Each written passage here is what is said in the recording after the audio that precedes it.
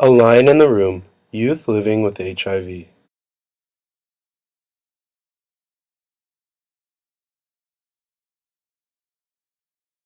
Youth typically go from adolescence to adulthood from the ages of 13 to 24 years old.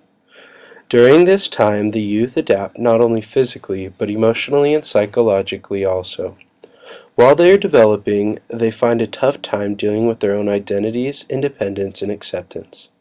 The youth often make many life-altering decisions in this time. Many of these decisions carry into their adult lives. An example of these decisions would be sexual activities and substance abuse. These are the two leading factors that cause HIV infections. Unsafe sexual practices are the most common factor that lead to new cases of HIV. Hearing the voices of youth when creating programs for HIV/AIDS prevention, risk reduction, and treatment is very important, as many authors view it.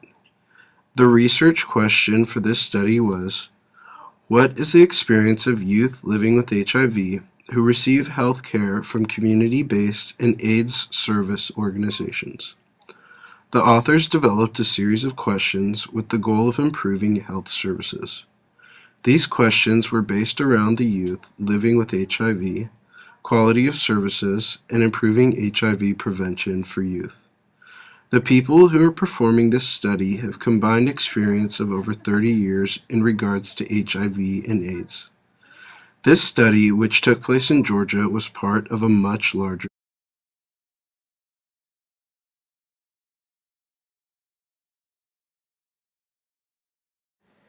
The participants that were included in this study ranged in age from 13 years to 24 years and participated voluntarily. The test group consisted of 29 individuals from 4 organizations within the urban, suburban, Atlanta eligible metropolitan area, or EMA, as well as 3 organizations outside of EMA. The individuals mainly came from African American backgrounds, with 25 volunteers. There were also 1 Caucasian, 1 Hispanic, and 2 individuals from mixed backgrounds included in the test.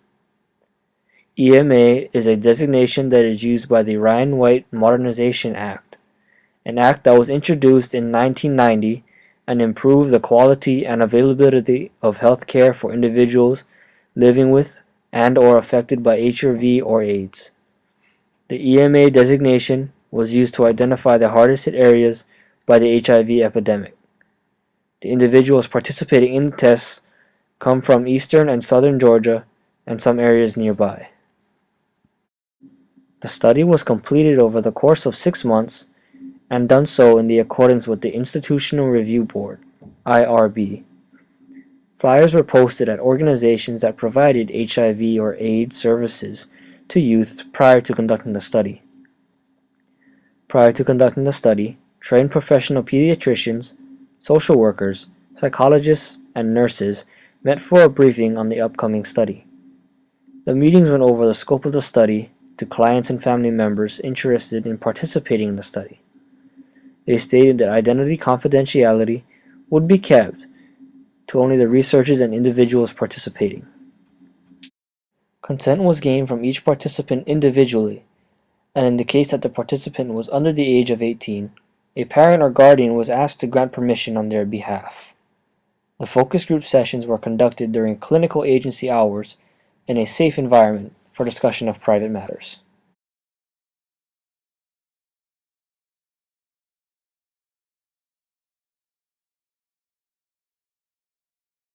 The researchers were looking for any similarities and themes between the two age groups of 13 to 17 and 18 to 24, along with major differences.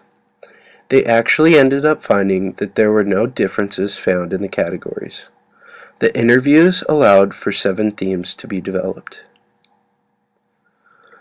The first of these themes was called Taking Pills.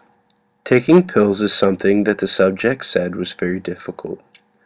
In order for them to work, you have to be on time and consistent.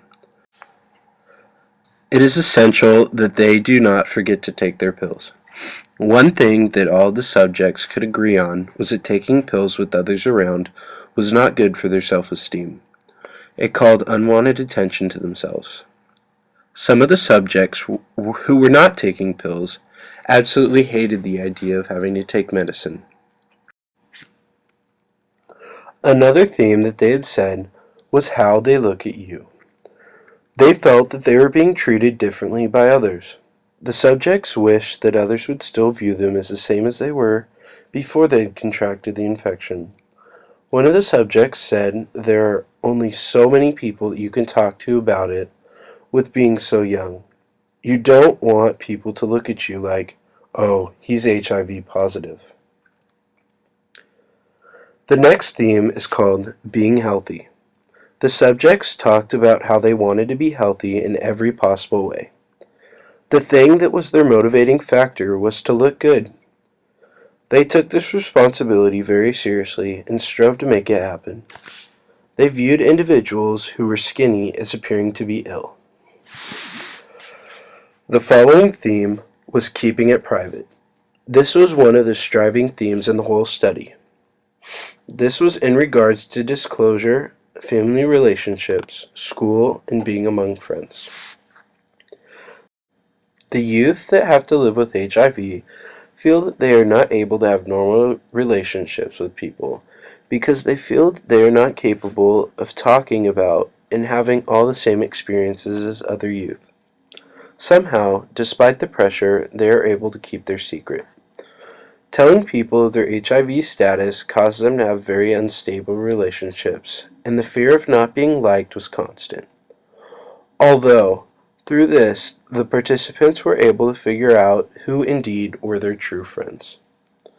This forced them to get to know everyone they met before actually telling them their deepest secret. Next is the theme known as A Lion Next to You. Finding out that they have HIV is the toughest thing that these young kids had ever had to deal with. One person said, "That's where my life just froze. It stopped right there." The participants believed at first that this was all not possible to have happened to them and didn't report it. It is seen as always being there and is always dangerous. One participant said, "It's my life. That's who I am, and it's in me. And you can't. You know what I'm saying. That's something big. Because if somebody told you there's a lion next to you, a type of lion next to you and go, 'Oh my God, where is he?'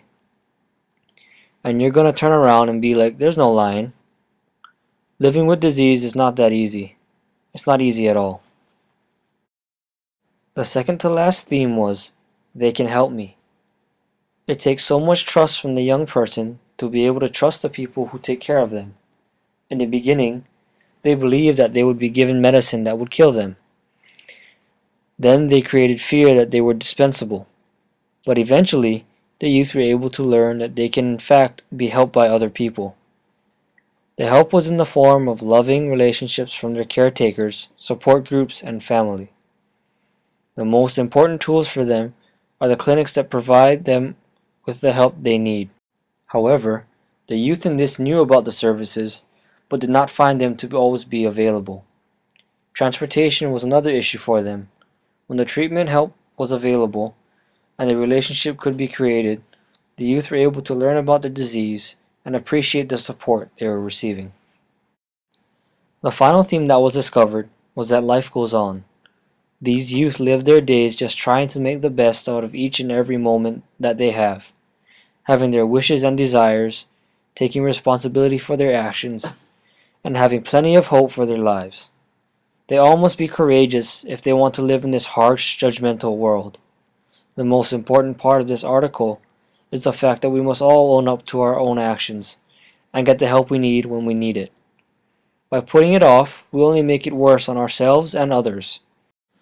Although saying what we need to, or should ideally do, and actually doing it is a whole new story, in order for us to become better people, we must all be physical leaders, not verbal preachers.